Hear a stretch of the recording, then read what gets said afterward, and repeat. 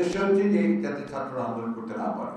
তা আমরা বিশ্বাস করি এই আন্দোলনকে সহজে বন্ধ করা সম্ভব হবে না। যখন সরকার তাদের রাষ্ট্রীয় বাহিনীকে ব্যবহার করে সাধারণ ছাত্রদেরকে হত্যা করে, আমার ছেলেদেরকে হত্যা করে, সন্তানদেরকে, তখন রাজনৈতিক দল হিসেবে তো আমরা নিশ্চুপ থাকতে পারি না। আমরা অবাক বিস্ময়ের সঙ্গে লক্ষ্য করছি যে আজকে আওয়ামী লীগ সেই ভূমিকা নিয়েছে যে ভূমিকা সেদিন পাকিস্তান হানাদার বাহিনী নিয়েছিল। যুগপৎ আন্দোলনে থাকা রাজনৈতিক দল সমূহের যৌথ বিবৃতি ছাত্রদের কোটা সংস্কার আন্দোলনের ন্যায্য ও যৌক্তিক দাবি পূরণে কার্যকরী ও বিশ্বাসযোগ্য উদ্যোগ নেওয়ার পরিবর্তে ছাত্র তরুণদের এই আন্দোলনে গতকাল থেকে আজ পর্যন্ত যেভাবে ঠান্ডায় মাথায় পরিকল্পিতভাবে বল প্রয়োগ করা হয়েছে, সরকারি দলের ছাত্র সংগঠন ছাত্রলীগ সহ তাদের বিভিন্ন সংগঠন ও আইন শৃঙ্খলা বাহিনীর হাতে আজ যেভাবে সারা দেশে হামলা, আক্রমণ, গুলিবর্ষণ করা হয়েছে, গণমাধ্যমের সংবাদ অনুযায়ী এখন পর্যন্ত 7 জনকে হত্যা করা হয়েছে, এই ঘটনায় আমরা ক্ষোভ, তীব্র নিন্দা ও প্রতিবাদ জানাচ্ছি। গত 48 ঘন্টায় চিহ্নিত সরকার দলীয় সন্ত্রাসীদের হাতে যেভাবে দেশব্যাপী সহস্রাধিক ছাত্রছাত্রীদের আহত হওয়ার ঘটনা ঘটেছে, অনেকে গুরুতর আহত অবস্থায় জীবন মৃত্যু সন্ধিক্ষণে রয়েছে। আমরা মনে করি এই সমুদায় ঘটনার পুরো দায় দায়িত্ব সরকার এবং সরকারি দলের। সরকারের সর্বোচ্চ পর্যায় থেকে যেভাবে উস্কানি সৃষ্টি করা হয়েছে এবং ছাত্রলীগকে সাধারণ শিক্ষার্থীদের শান্তিপূর্ণ যৌক্তিক আন্দোলন মোকাবেলা করার নির্দেশে নামতে দেওয়া হয়েছে, তা গত 2 দিনের সমগ্র ঘটনার ক্ষেত্র তৈরি করেছে।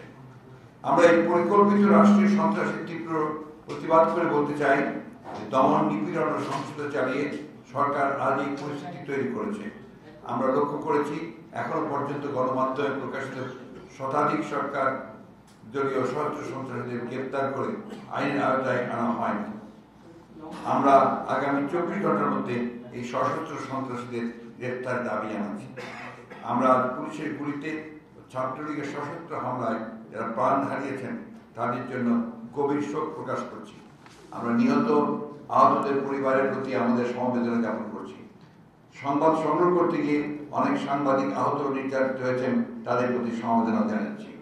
একই সাথে অনতিবিলম্বে কোটা ব্যবস্থার ন্যায্য যৌক্তিক সংস্কারের দাবি অনতিবিলম্বে মেনে নেওয়ার জন্য সরকার ও সংশ্লিষ্ট সবার প্রতি আহ্বান জানাচ্ছি।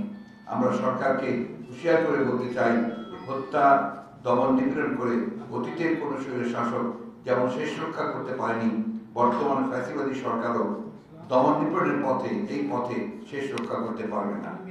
আমরা দেশবাসীকে ছাত্র সমাজের এই ন্যায্য গণতান্ত্রিক দাবির পক্ষে সোচ্চার হতেও উদাত্ত আহ্বান জানাচ্ছি। যুগপৎ আন্দোলনের সকল আন্দোলনের পক্ষে আমি মির্জা ফখরুল ইসলাম আলমগীর, মহাসচিব বাংলাদেশ জাতীয় দল। যুগপৎ আন্দোলনে থাকা রাজনৈতিক দলসমূহের আমরা আগামীকাল বাইতুল মুকাররমে বা জোহর অর্থাৎ দুপুর 1:30 গায়েবী জানাজা, যারা নিহত হয়েছেন তাদের রুহের মাগফিরাত কামনার জন্য গায়েবী জানাজা বাইতুল মুকাররমে অনুষ্ঠিত হবে। এই প্রোগ্রামটা সারা দেশে আমরা গায়েবী জানাজা পড়ার জন্য আহ্বান জানাচ্ছি। আমরা শুনলাম, তাই এখন এই মাত্র শুনেছি আমরা। এটা তো হচ্ছে আপনার এই ধরনের সরকারদের একটা আপনার একটা বলা যাবে, এটা হচ্ছে তাদের একটা পরিকল্পনা যে আন্দোলনকে ব্যাহত করার জন্য, আন্দোলনকে আপনার দমন করার জন্য তারা এই ধরনের কর্মসূচি নিয়ে থাকে। সেইভাবেই তারা সেটাকে নিয়েছে এবং এটার উদ্দেশ্য হচ্ছে যে যাতে ছাত্ররা আন্দোলন করতে না পারে। তা আমরা বিশ্বাস করি এই আন্দোলনকে সহজে বন্ধ করা সম্ভব হবে না। মানে মহাসচিব, আওয়ামী লীগের পক্ষে বলা হচ্ছে এই আন্দোলনের পেছনে তারেক রহমান নেতৃত্ব দিচ্ছে। এই কথাগুলো আমরা বহুবার আপনাদেরকে উত্তর দিয়েছি ভাই। এগুলো সমস্ত তাদের এমন এই সমস্ত কথা তারা বলে যেটার সঙ্গে বাস্তবের কোনো সম্পর্ক নেই।